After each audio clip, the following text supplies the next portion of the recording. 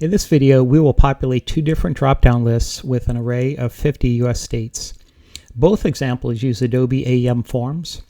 The first example uses a foundation component, and the second example uses the core component. These two types of components are very different, and we must work with them in different ways. The primary difference is that the foundation component expects one array, while the core component expects two parallel arrays. The secondary difference is the foundation component has a code editor and the core component does not. And the tertiary difference is that the foundation component uses the set option feature while the core component uses the set properties feature on the initialize event. Let's take a look. Here's the foundation example. I'm going to select states and I'm going to select the rule editor and I'm going to create a rule. As mentioned before, I'm going to set the options of states, and I'll switch from the visual to the code editor. Now I can't do this in the core component because there is no code editor, but here in the foundation component I'm setting the options, and I will just bring in my JavaScript array, and if you notice, this is one array, one JavaScript array, and this works with the foundation component. So I'll hit done and close. And I'll preview,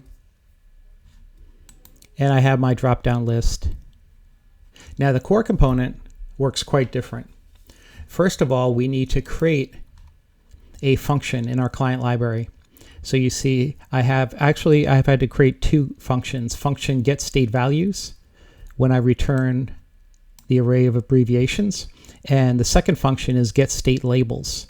Notice I have JS doc annotations, and that's to help the author access these in the core component visual rules editor. So let's look at our form. Here's my core component. And again, I'm going to click the rule editor. It's just a very different rule editor. It looks similar, but if you notice here, we don't have a code editor. So what I'm going to do is when states is initialized, I'm going to set the property of, and then I'm going to click the property. The first property is going to be the enum property. And this is pretty easy because there's only one field on my form. So I'm going to set the enum property of states, and I'm going to set it to a function output. So I'm going to go to my functions, and I can see my get state values. Now this is the JS doc annotation that I showed you in CRX, and I'm going to copy that. And now I have to add a second one.